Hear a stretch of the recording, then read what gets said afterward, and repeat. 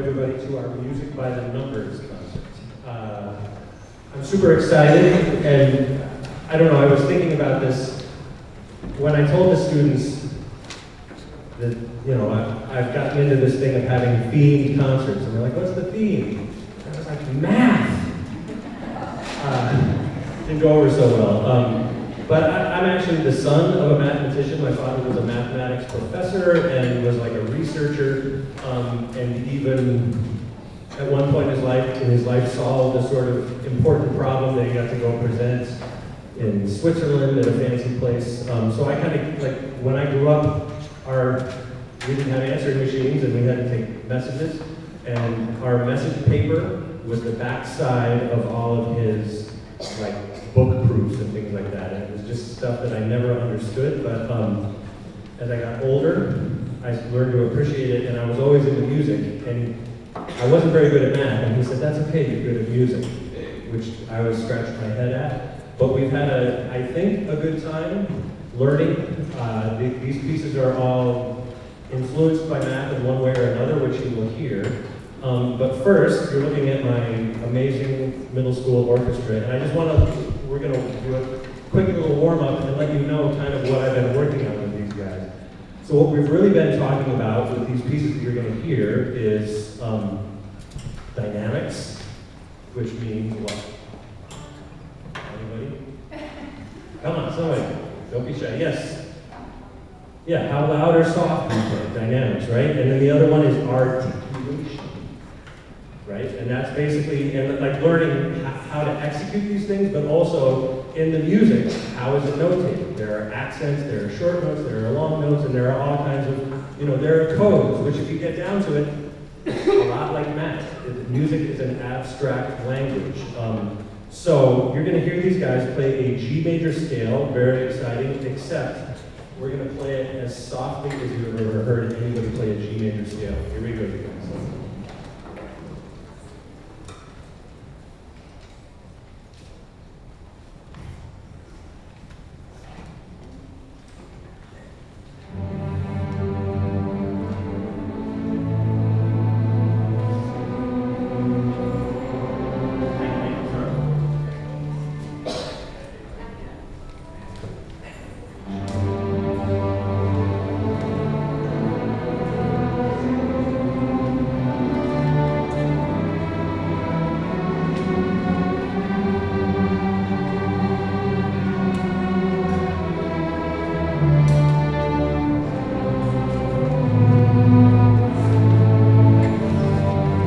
What's amazing is to hear a large group of people play so quietly, because it creates a sound, and especially string instruments, I mean all instruments do, but it creates a vibe and a feeling that that you can't replicate.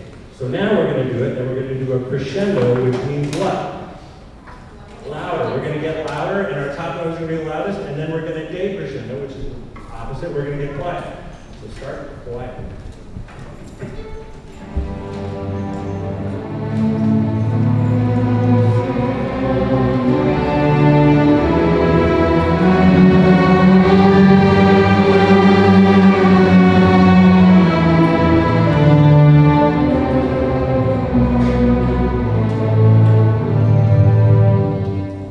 Finally, articulation, related to the first piece that you're going to hear. We're going to do an accent on our first note. We're going to do 3 8 notes. You know the drill. Yum, bum, bum, yum, bum, bum.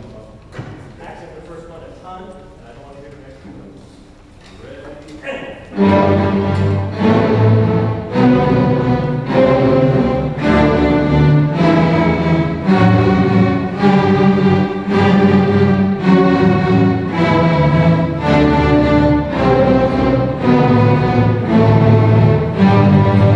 Give him a big hand.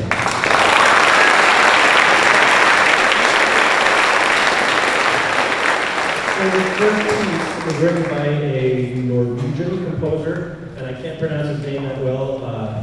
Tormod Tibet is his name, and the piece in English is called Small Talk, and the Norwegian word is smakrat. And you'll hear what we're playing. There's a lot of patterns. They play 1, 2, 3, and then other people go bum bum bum bum bum bum. and he puts it all together, and he kind of melds together these little themes. So whether you realize it or not, you're kind of hearing musical equations being added and subtracted and multiplied. So here is small talk, small talk.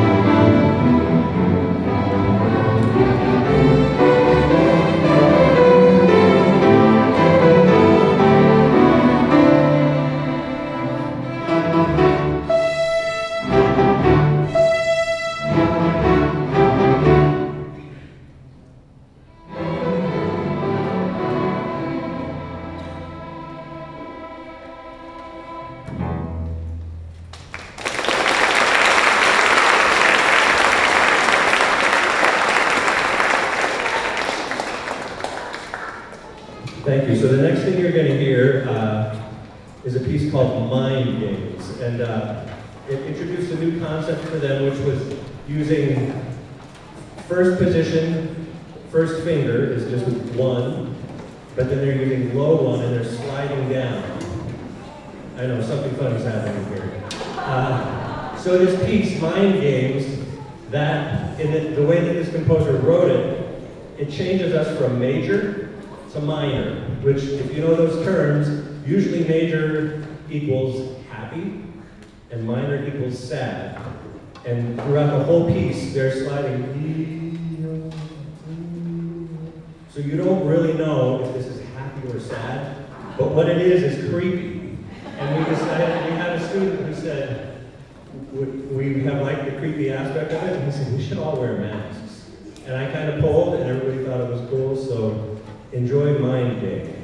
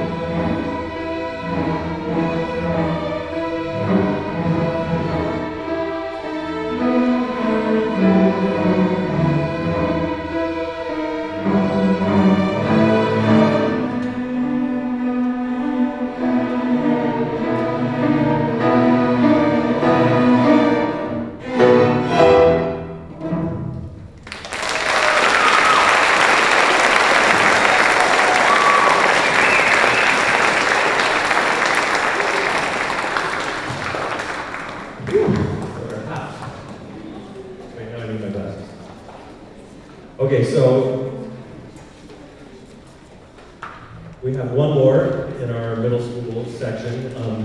Before we wrap up, I want to just highlight everybody up on the stage who participated in NISMA. We have Vincent Handy, Abigail Arana, Violet Lynn, Gianna Tortorelli. Yeah, go stand up, you guys. So Vincent, Abigail, Violet, Gianna, and Ellie, Roma, and Esther Lynn.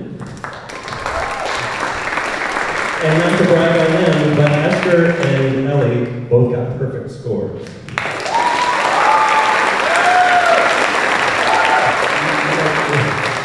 And if you, just a quick, like if you don't understand what this is, they prepare a piece, and they go and they play for a judge, and they get scored, and then the score is calculated, and then they rate everybody, and you can be appointed into all-county orchestra when you're in middle school, and then as you get into high school, all-state and area all-state. So we'll hope for some people in all-county from these groups. And it's really a great thing to go and do, to like be on the spot, to learn a piece, and then go and perform it for people, and they all did amazing. So we're going to wrap up with another piece by our favorite Tormod Tibet. And this in English is joy, and the Norwegian word is glee. You're going to hear, it sounds like a Scandinavian folk song to me. And it's super happy. So here we go. Joy glee.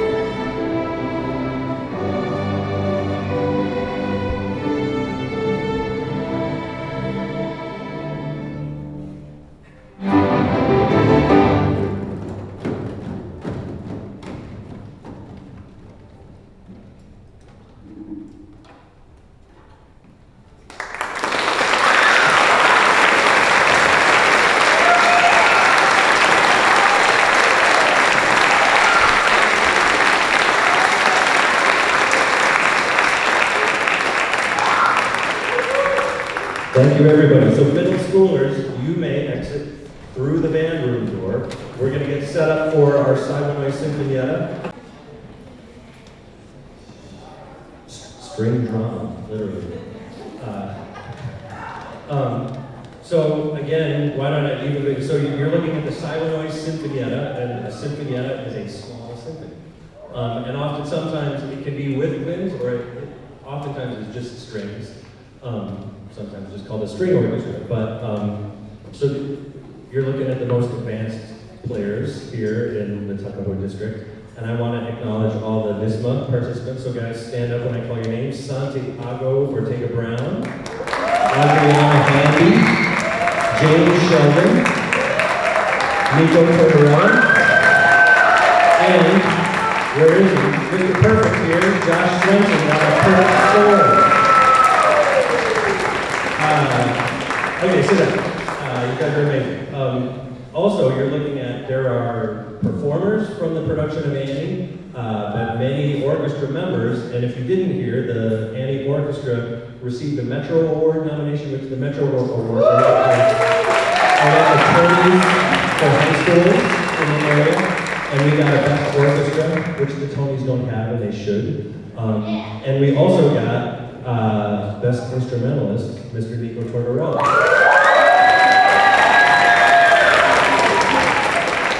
So we're going to start off with something very classical, and you're going to wonder why we're playing it. It's ancient airs and dances. Airs are like melodies from medieval times. And so this composer, Ottorino Respighi, he wrote a lot of great stuff, which you probably have heard, whether you realize it or not. But he took this piece, and the air that he took, that we're playing, was actually written by Galileo's father, and that's true. So that's kind of cool. So it's not necessarily mathematical, but the whole theme is like math, musicians, doctors, scientists, we're all kind of thought of as the same back then. So here's Ancient Airs and Dances.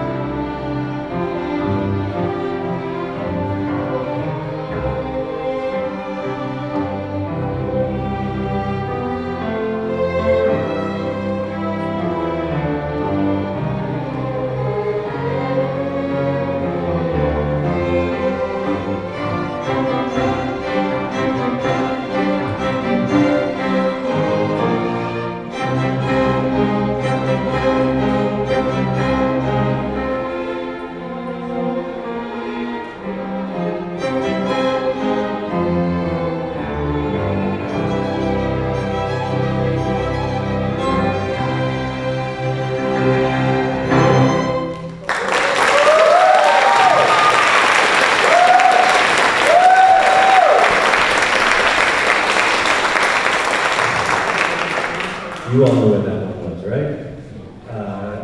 Harry Potter, the great John Williams, which I'm happy that at this point in the world, like if you go to hear an orchestra, you might hear John Williams and it's not just a pops concert. He's thought of as one of our great composers because he is.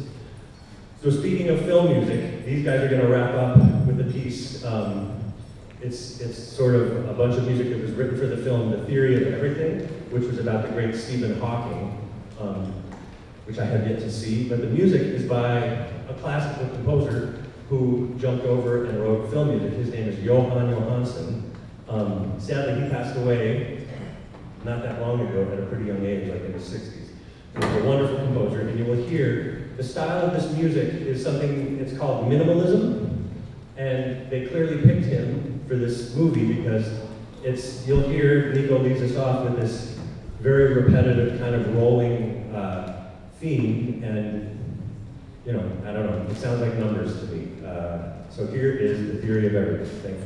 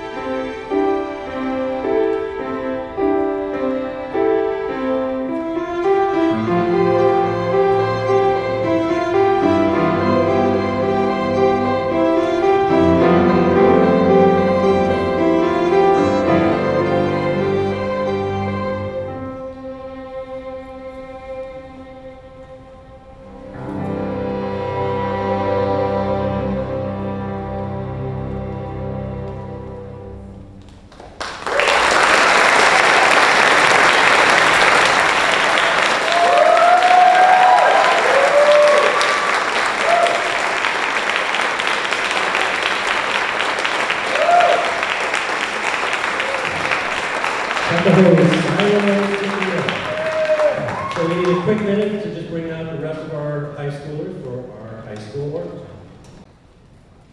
Okay, you're first going to hear a piece, if you see your program, Geometric Dances, by a great composer. He writes a lot of music for educational purposes. Richard Meyer, very good levels, introduces cool techniques and things like that. In this piece, I think everybody has enjoyed working on it. It's in 3 movements, so we'll try and abide by the movement thing, and you don't have to clap after the first 2. You'll clap at the end. And I have an apology to make, which is our 2 amazing percussionists in the back did not make it into the program, so I want to point out both Kai Katsuno and Ali Kayoshi on percussion.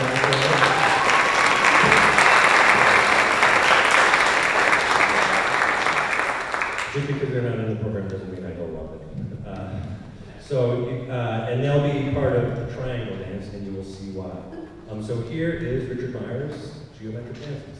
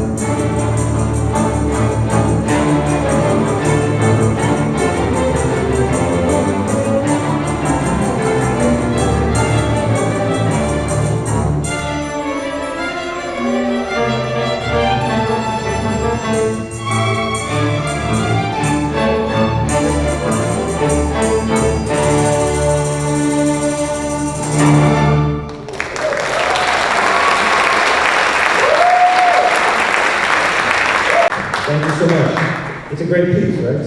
Super fun. And if you didn't catch, square dance was like a hoedown. Round dance was an actual round. Cello start the melody, then so they're always a measure apart. And then triangle dance. Come on, Kai, eat it up on that triangle. Okay, so this next piece that you're going to hear is an interesting one. It's called Arithmetric. And it's by the same guy who wrote the creepy piece from the first time. He's a terrific composer, Brian Balmages. And there's a piece called In C that a composer, Terry Riley, wrote in the 1970s that was kind of like the beginning of what we now know as minimalism. And stick with this for a minute, but everybody, their music looks exactly the same. They start with a measure, which is what? Play that first measure. And it's got a repeat around it, and you play it however long you want to play it. And then you go on to the next measure, and that has a repeat around it, and you play that however long you want to play. And there are all these little interlocking parts, and every time we play it, it's different. It's also sometimes known as chance music or aleatoric music. Renee and I, when I would play cello, we had like a weirdly in sync couple of days where we played it. And we changed one measure, and we'd be like, wait, you're playing what I'm playing. And then we go to the next measure, and we just laughed. So you'll hear this piece. It might sound kind of strange to your ears, but we've mostly enjoyed playing it. They think it's a little weird, because it is a little weird, but here is Arithmetric.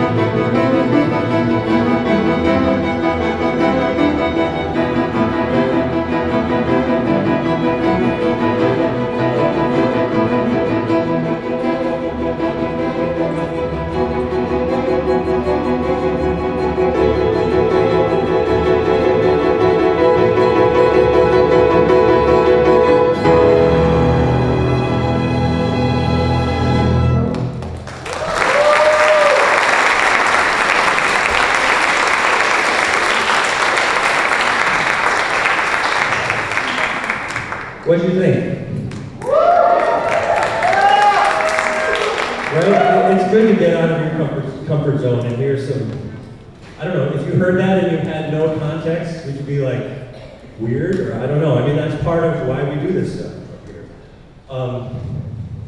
So after that weirdness, I did agree, you know that we have a resident jokester here, and he has a couple of, I don't have a cane, but he's got 3 quick math jokes. Sanjay, take it away. All right. I'm surprised you agreed to this. Yeah, okay. Okay, great. You know, parallel lines have so much in common, but it's a shame they'll never meet.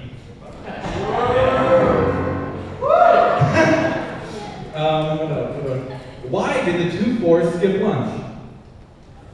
Because they already ate. Yeah. Why did the student wear glasses in math class? Why? To improve division. And out comes the cane. Santiago.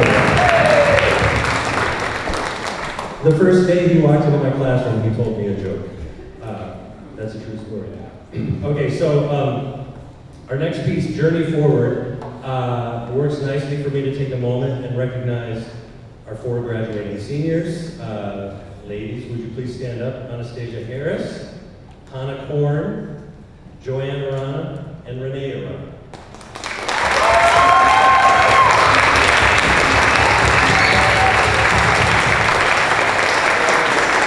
So, I think you guys are here for my official 3rd year.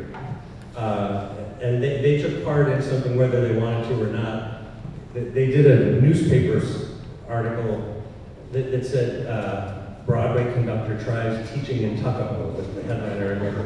And I have it in my room, and I put a post-it under it that said, and fails. Is what I put it. That's my humor, although I didn't. But they were all here, so they're all actually in that picture. And just a super quick word about each.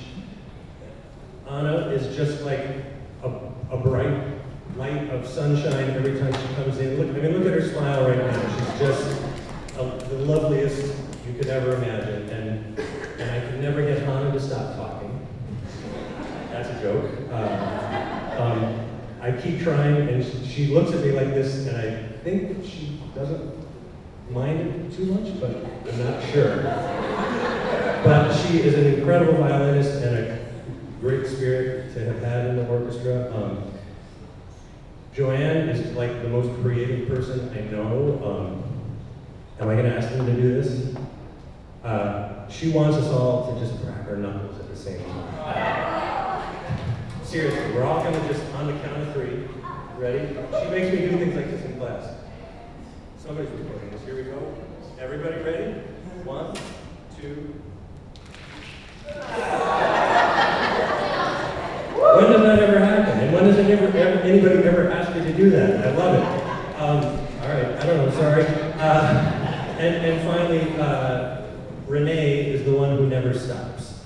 She's like, well, by the way, valedictorian.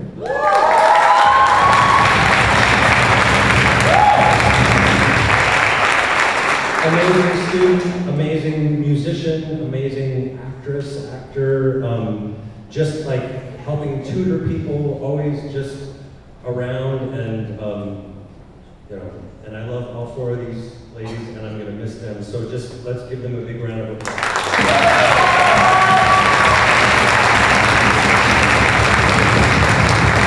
Thank you. So we're going to play a piece called The Journey Forward, which, in my opinion, is a banger of a piece. It's fantastic. And the harmony of it, you're going to hear, you all might know can you play the canon in D at the very beginning?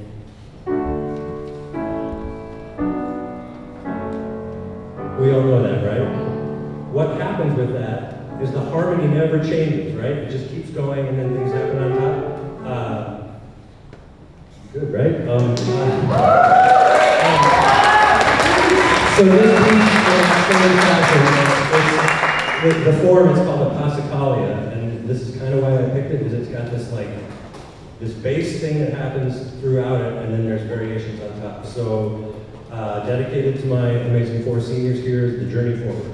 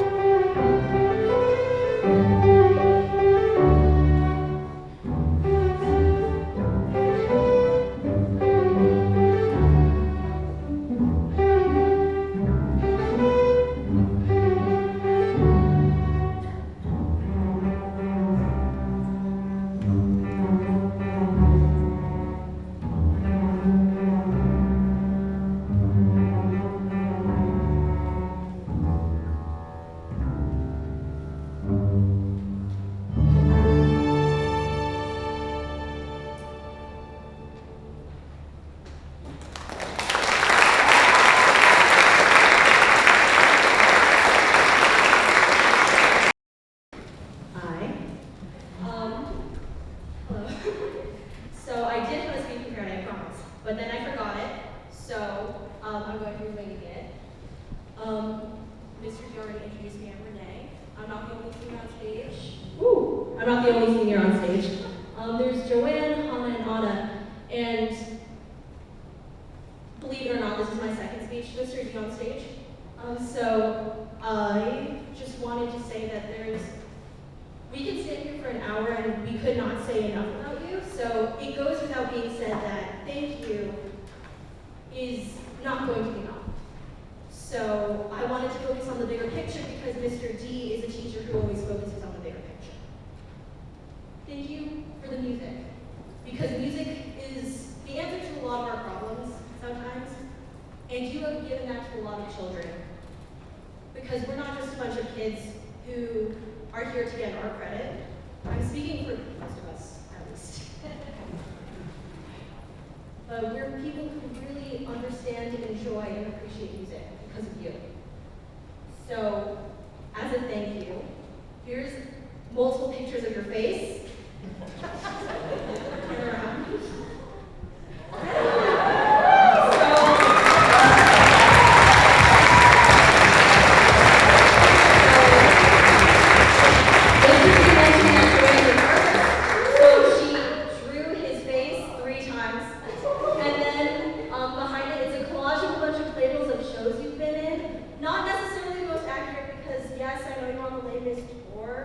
But it's still representative of the shows you've been in, and we wanted to give you something that you could keep with you.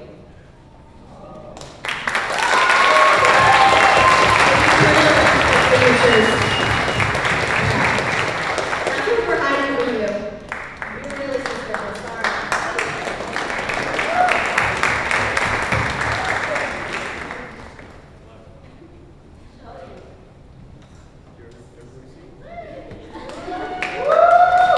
I told you she was creative. Amazing. All right, put it here. Okay, so wrapping up.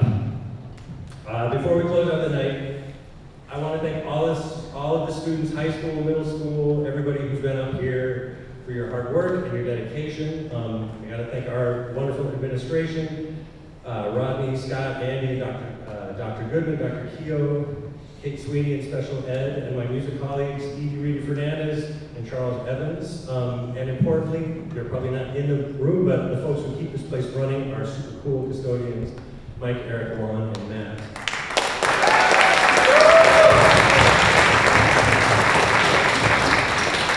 And I have to thank this woman down here, which I told a story earlier. It happened, sorry, I just got to tell this story. It was our anniversary, our 23rd wedding anniversary yesterday. I know, big deal, right? Britt reminded me, we were married on May 19th, 2001, and me being the nerd son of a mathematician, we had two choices of dates, and I said, well, we have to do the 19th because it's a prime number because that's indivisible. And all the middle school boys were like, ooh, Mr. D, he's got moves.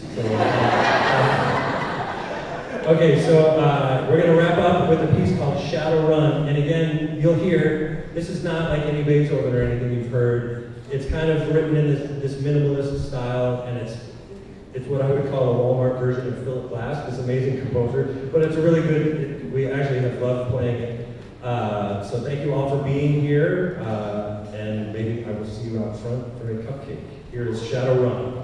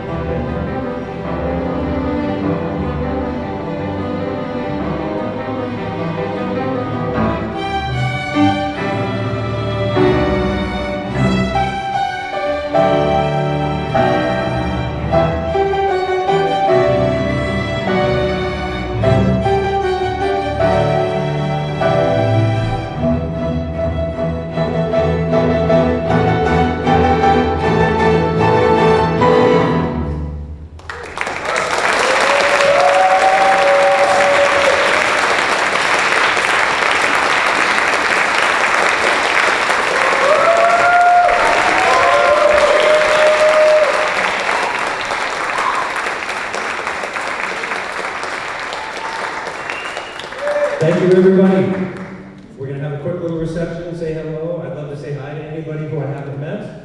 And once more for this, everybody who's been up here, middle school, silent high school, thank you very much.